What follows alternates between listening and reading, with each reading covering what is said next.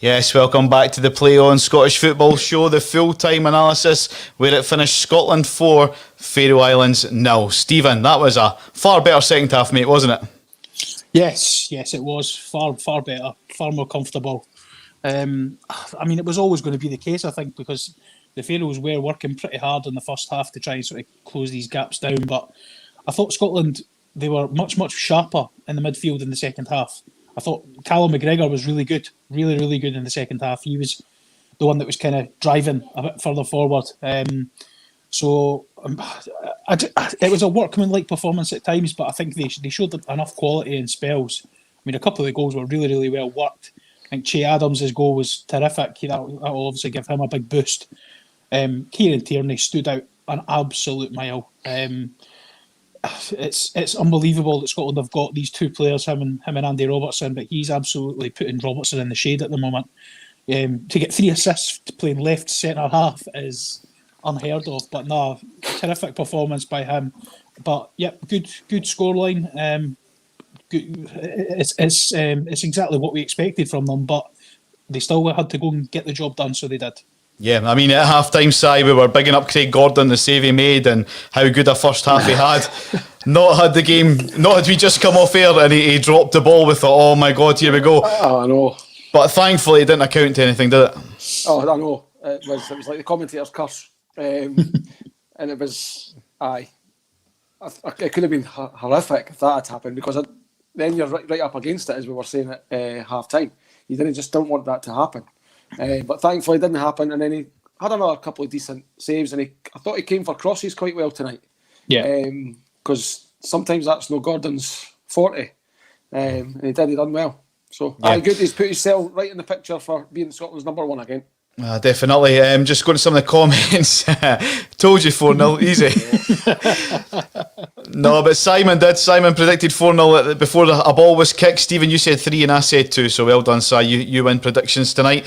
After 52 minutes, McGinn gets the first goal of the second half. Stephen, it was a well-worked goal, like you say, another assist by Kieran Tierney. I mean, McGinn probably looks our biggest threat going forward, doesn't he? That's 10 goals he scored since Steve Clarke came in. I mean, that's unbelievable. As I think we touched on this on Sunday as well, that Scotland have not got a massive list of people who have scored 10 or more for the national team. So if he can continue to sort of pop up in these little positions, I know that's not his natural position and it's not where he plays for his club, but if it was up to me, given that the decent players we've got as centre midfielders, I would be quite happy to play McGinn as a number 10 all the time, because I think he's very clever. He gets himself into these positions and he's shown that he's got the ability to put these chances away when they come to him. So I thought he was really good again tonight. But yeah, Tierney, as I say, Tierney stood out a mile.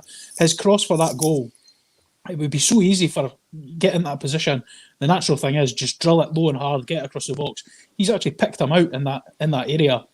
A really good goal. Yeah, no, absolutely. I mean, in the 59th minute, Che Adams gets his first goal for Scotland.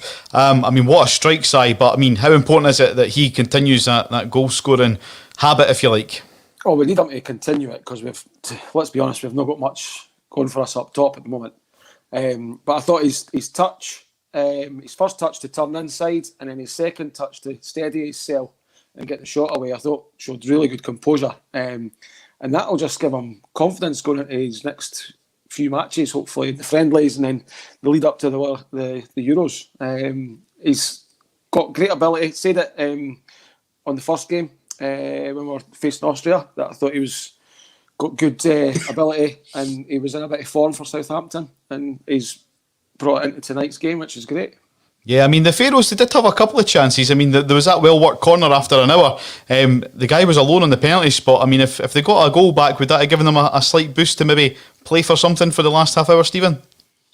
Yeah, potentially. But to be honest, I think as soon as McGinn scores in 52 minutes, I think that's pretty much game over. I think Scotland have got the quality and the experience in that team to just see the game out. Again, I know they weren't up against much, but the back three worked really well. I thought Hanley was solid all night. He didn't really give anything away, nothing silly. McTominay, Still not sure I like him in that back three.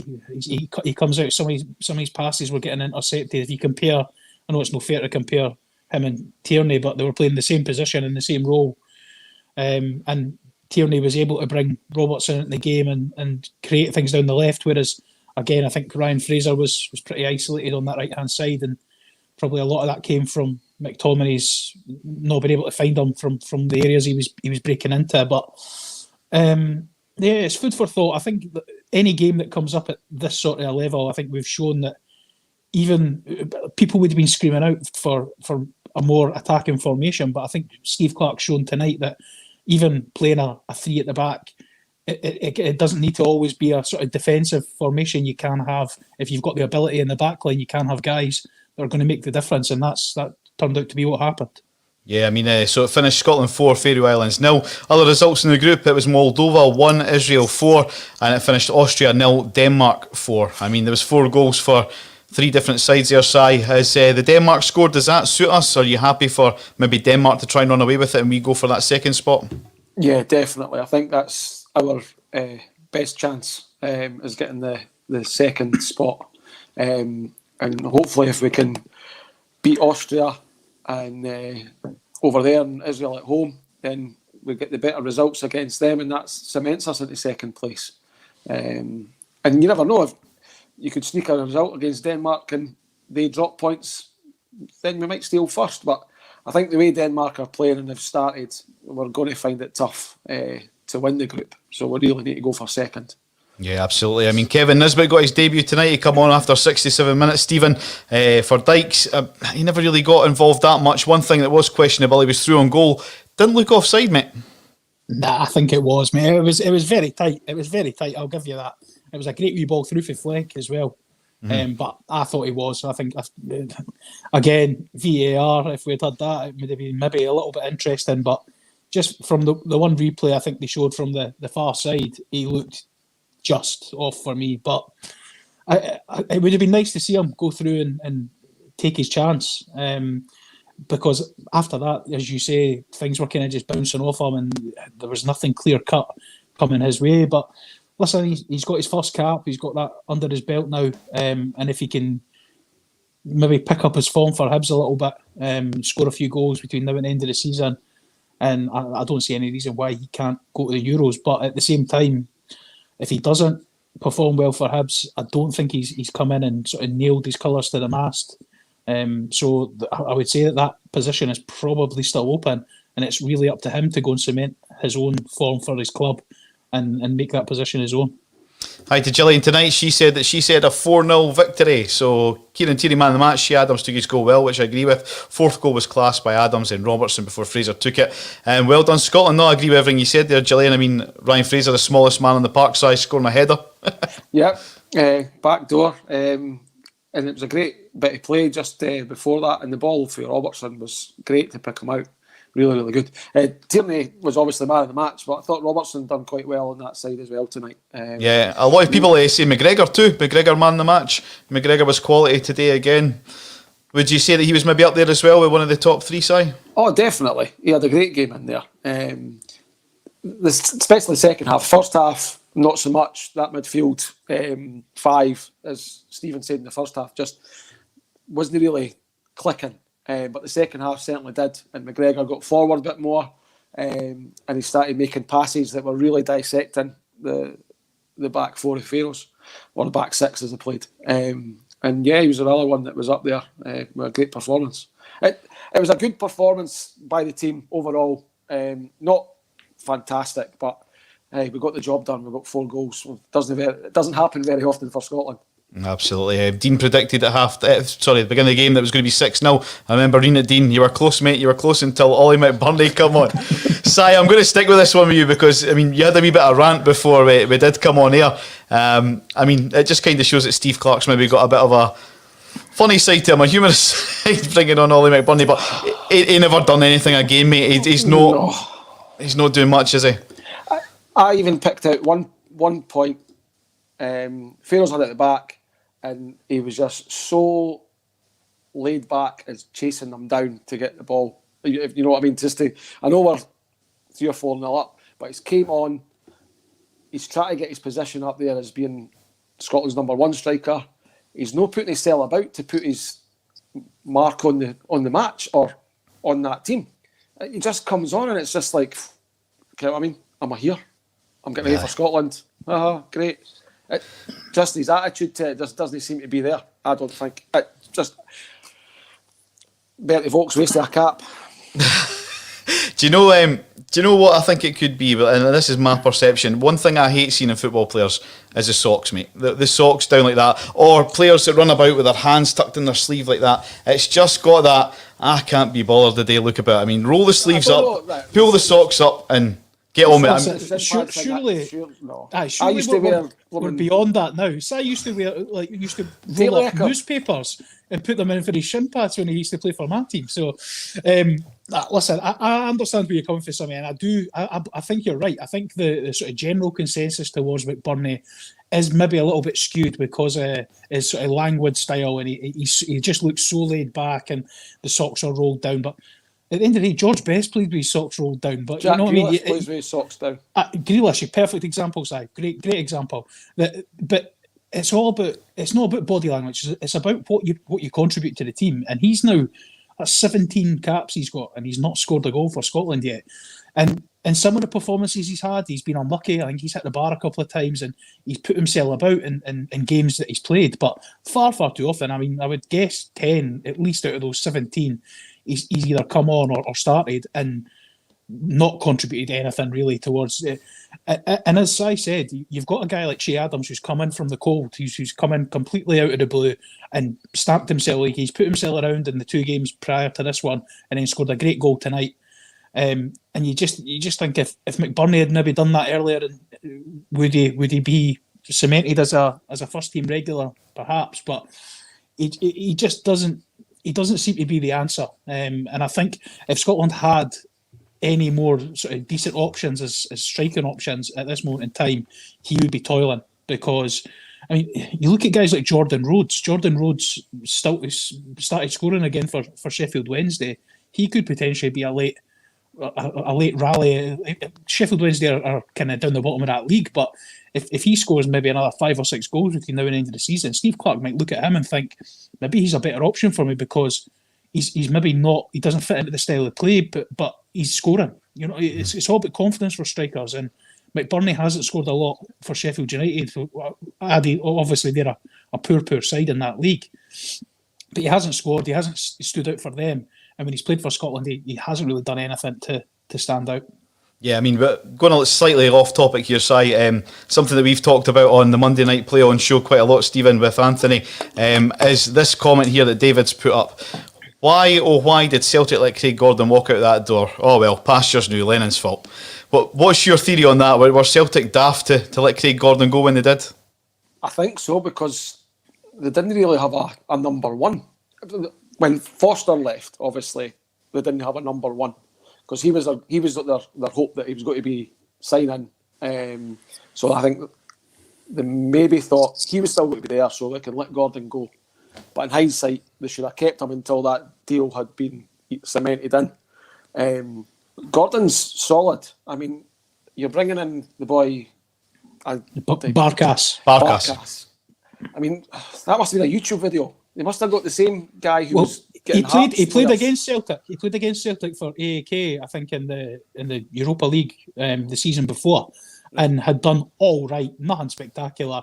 But he must have been one of these ones where the scouting team have kept an eye on him. And again, he's played all right in the Greek league. But you know as well as I do, Si, even especially for goalkeepers. But any player coming into a new league, especially a league like Scotland, where it's so high tempo and high octane, and you're coming to a club like Celtic, you can't afford to not perform. Like, you have to perform from day one. And we've seen bigger and better players than Barkas coming into the Scottish League playing for Rangers or Celtic and failing. So, as much as I agree with what you're saying, I think Celtic probably, whether it was a lapse in judgment or arrogance, they thought we can do a lot better than this guy. Like, so they offered him a pretty derisory deal from what he was on at Celtic to stay on as maybe the second or third choice keeper, and he obviously said no chance. Where I am, especially given what's happened in his past with his injury issues, he wants to play, and fair play to the guy for going out and doing that. But yeah, in hindsight, it's definitely an error. Yeah, Hearts wouldn't be as far ahead if we didn't have him playing. No, true. No, exactly. Back to some of the comments. Here's one here. Has anyone seen the Germany score? Well, it finished in Group J. Germany 1, North Macedonia 2. I mean, that is an unbelievable result, Si, isn't it? That is. That's a blow of Rangers' hearts. By the way, it's not really. North Macedonia, they qualified for the Euros as well. They're in the Euros. It's not North Macedonia are not a Faroe Islands. They're not a bad side, to be perfectly honest. But Germany at home is. They're usually a machine. They're an absolute machine. Like they go through qualifying and they barely concede a goal, never mind lose a game. So yeah, that is a shocker, definitely. Yeah, I think this comment's in regards to Barkas, £5 million down the drain.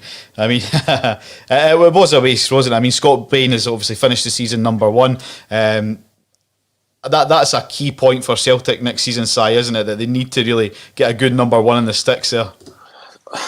I mean, that's one off a few positions. I think they need to get better players in. They've just not been good enough. Goalkeeper-wise, they need somebody there that's going to help them to try and concede less. I mean, they've conceded more this season than I think the 2 seasons prior put together. And that's not what a championship winning team needs. So they need to get the goalkeeper sorted, and I would say they've got another 6 or 7 positions that they really need to strengthen. And they need to get a better squad, because their squad, whereas as before, they probably had a decent squad. This season, their squad's been very, very poor. Yeah. No, it should be a full rebuild there in the summer, I would imagine, for Celtic. Back to maybe positions that need filled in the Scotland squad, Stephen. I mean, you're only as good as your weakest link. Personally, I would say that's maybe the right back position. Would you agree with that? Yeah, I mean, obviously tonight it worked really well, having basically Fraser playing as a right wing back, but he was more of a right winger. He was covering positionally, but he wasn't really having to do anything defensively. Against a stronger nation, you're not going to have that option, unfortunately. You're not going to be able to kind of just play with no right-sided defender. So, yeah, it is something that they'll maybe need to try and pull a rabbit out the hat from somewhere, because Stephen O'Donnell is good to a point. Obviously, we've talked about him before. He works hard. His final ball sometimes isn't the best, but Liam Palmer, who came on tonight, he's not really up to much in my opinion. I just think if you could just have one of those left-sided defenders could play on the right, you would have such a balance in that team. It is a bit of a shame, but to be honest with you, there is nobody that's jumping out or jumping off the page to say he could be the answer. The only one I can think of is the young boy Patterson at Rangers, that if he can sort of keep his place between now and the end of the season, and I don't know, maybe Rangers go on a run in the Scottish or whatever, he could potentially be one. But again, he's from what I've seen, he looks miles off international quality at this moment in time. Yeah, I mean, one name that's getting thrown about is maybe Shankland. Si, is he one to maybe bring back into the squad? I would have him in the squad before McBurney, 100%. He's not hit the form that he had done in the past couple of seasons for Dundee United, but Dundee United haven't been playing that great. But I think he scored about 3 or 4 weeks ago. He scored twice. So he knows where the back of the net is, and he's going to work, I would say, a little bit harder than what McBurney is. But I would have Nisbet, Shankland, Shea Adam, Dykes. That's definite 4 that I would take. And you probably need to take a 5th one just in case. You got John McGinn, mate. John McGinn. John McGinn's proven that you play him in that role in behind the striker, or 2 strikers, depending on who you're playing, and he'll get you goals, definitely. That is his position for Scotland, is up there. We don't need him in the middle of the park, sitting deep. We've got players that can do that, and he's good enough. He'll score goals. He's a cracking player. Really good. Yeah, it's good. Yeah, you mentioned 4 strikers there that you would take, Si. Stephen, earlier on you mentioned possible of Jordan Rhodes maybe coming into the squad. Have you got a prick stick near you at all by any chance? Why? Now listen, up until about a month ago, I would have been saying the same thing. But he's I think he scored something like 5 and 4 for that. We'll get Jamie Mackey in. He's on Soccer Saturday. But no, listen, Jordan Rhodes he's started to bang them in for a very, very poor Sheffield Wednesday team. I mean, he plays in the same team as Callum Patterson, and Callum Patterson's been in and around that squad. Callum Patterson I think he scored 1 since Christmas. Jordan Rhodes has scored 6 or 7. So if Callum Patterson's a realistic option, I don't see why Jordan Rhodes wouldn't be. Mm-hmm. Yeah, no, exactly. I mean, I just looked through some of the more newer comments at the bottom. Good shout with the lad Patterson at Rangers. Looks the best young right back coming through in Scotland. He's better than Anthony Ralston, that's for sure. Other comments are saying, is Patterson not banned now due to the COVID breach? I believe that was just finalised today. Yeah, you're right. So, yeah, I think they got like a 4-match ban that could go to 6. So, yeah, that's actually a very good point. He won't play for quite a while now. So, that could potentially be him. But this is the other thing. So that kid went to that party or whatever it was that they got busted for, and I think it was the following day. It was confirmed Tavernier's out for pretty much the rest of the season, and then you've got a potential that he could have got into the Scotland squad because you're crying out for a right back. That one silly decision to go to that party or gathering of whatever persuasion it was has potentially cost this kid an unbelievable start to his career. So it just shows you sometimes you make these decisions and don't think there's any consequences, but yep, there are. I mean, it's still far too early to get carried away, Si, that we could be on flights to probably Dubai first, then on to Qatar. But is it a little bit light at the end of the tunnel that could be a possibility if we can go on a bit of run now? Yes, it is. There has to be a bit of light at the end of the tunnel. We're undefeated in the group. There's a positive. We've got Israel now to play at home. Austria obviously away. But we said that in the Austria game, they didn't look much. They didn't look anything at all. And if we do show a bit of arrogance, like what McTominay said, against them away from home, I think we could get a result. Certainly good enough to beat Israel, by showing them the attitude that we had and the game plan we had in the second half, which was a little bit more. And the Denmark games, if you're going for second, the Denmark games didn't mean anything. But if you can get something from them, you never know. You just might be able to sneak into first place. If they do look really good and they're scoring goals for fun. But if they do go on a blip after the Euros, because we don't play a World Cup qualifier now till after the Euros, so things can happen. And we might just get first, but I think really need to try and cement getting second and qualifying that way. And then if we can go to Qatar, your beauty, I'll have a string vest on and my kilt. I'll be like Ramsey Nisbet when he went to Italy in the 90s. A few more of the comments coming in. There's a name being mentioned. Oh, you're right, Stephen. A name being mentioned that's not been brought before. What about Rooney at St Johnstone, better than O'Donnell? Again, a goal machine.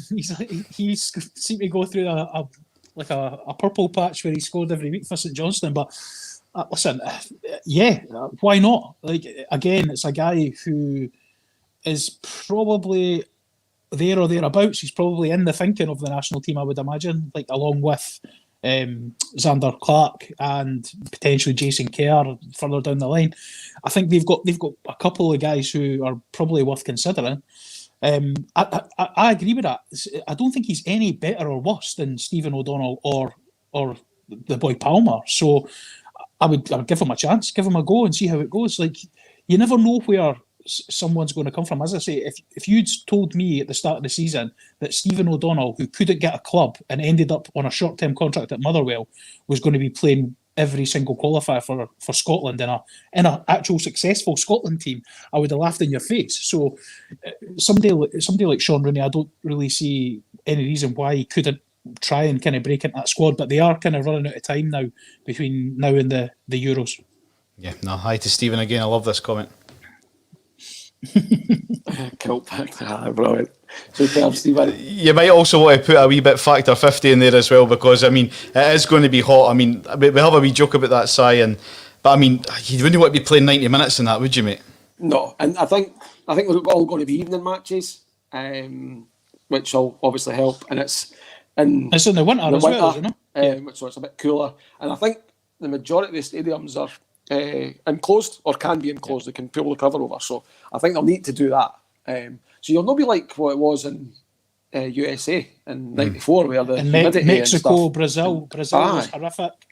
So you've I mean, Scotland haven't because they've not qualified for years, but most nations have probably been through worse than what Qatar will be, because like Brazil, some of those games in Brazil were up in the mountains, and it was like the humidity alone was killing folk. So it was. I don't see it being as much of an issue being over there, because I think that one of the caveats of them getting the tournament, apart from the bungs that they were chucking to Sepp Blatter and his pals, one of the caveats was that they would have to have air-conditioned stadiums for not just the players but for the fans and everything as well. So the players will be fine, but it's the spectators that will be horrific during the day. Yeah. By the way, and the one thing that Scotland fans will need to worry about if they get there isn't about the factor 50 or it's about the booze ban.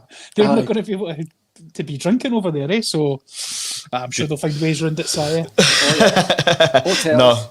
There we go. Bill Smith says all air-conned facilities. I don't know this answer off the top of my head. Maybe one of you as well. How many can be picked for the Euros? What sort of size of squad can Steve Clarke take to the Euros? It's usually a 23-man squad for major tournaments, but I don't know, given the COVID stuff, I don't know if they'll maybe extend that to say, because obviously, again, in major tournaments, it's usually 3 subs, but they've now upped that to 5, or I think it's 5 in a game. So might be up to something like 26. They might just add an extra couple of bodies in, because out of the 23-man squad, I think they need to have 3 keepers. So they might just add an extra couple of outfield players. I'm not really too sure. No, I mean, it should be interesting to see the final squad of names. There is some friendlies lined up though, isn't there, Si? Yeah, I think there's 5. I think it's 5 games we've got. Do you think we can expect to see some like trials, if you like? Let's have a look at him. Let's have a look at him. It has to. But the right back's definite. You can see that happening. Goalkeeper wise, he's going to obviously. Marshall's got to get another couple of games. I would imagine Gordon to get another couple of games. And then if one of them get injured, then McLaughlin's going to get a game. Because he's not going to take anybody young. He's going to stick with those 3 as the goalies. And then if one of those 2 get injured in the run-up to the tournament, I'm telling you now, he's going on bended knee to Alan McGregor and begging him to come and play. Well, my argument... Yeah, sorry, Xander Clarke. That's exactly my argument. I would take Xander Clarke, who's playing week in, week out, getting 90 minutes every week, than McLaughlin, who sits on the bench. Yeah. Nah, you're right, Sammy. We said that at the very first match, that why have a third goalie that is not playing? Take somebody that's integrated up into the squad, whether it be Xander Clarke, whether it be they've done it with the boy McCrory, do it again. But I would take Xander Clarke definitely at the moment. He has to be like knocking, not even knocking, he must be breaking the door down to get into that Scotland squad now.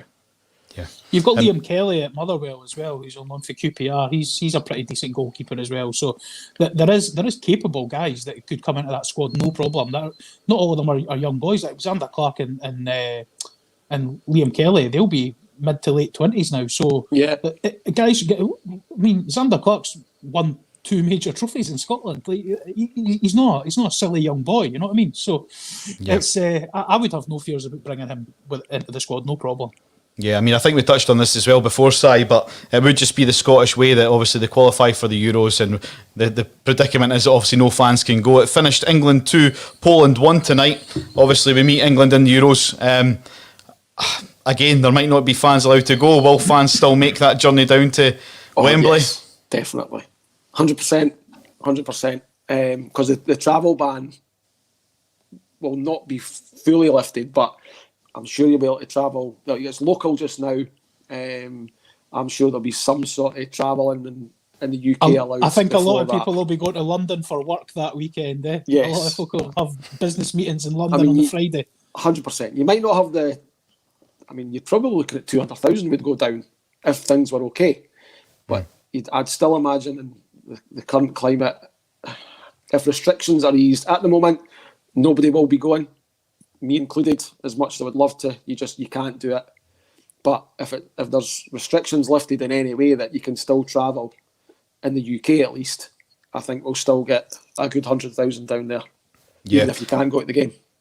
Just quickly, briefly, I keep going saying this, I'm looking at the comments, but there is quite a lot coming in.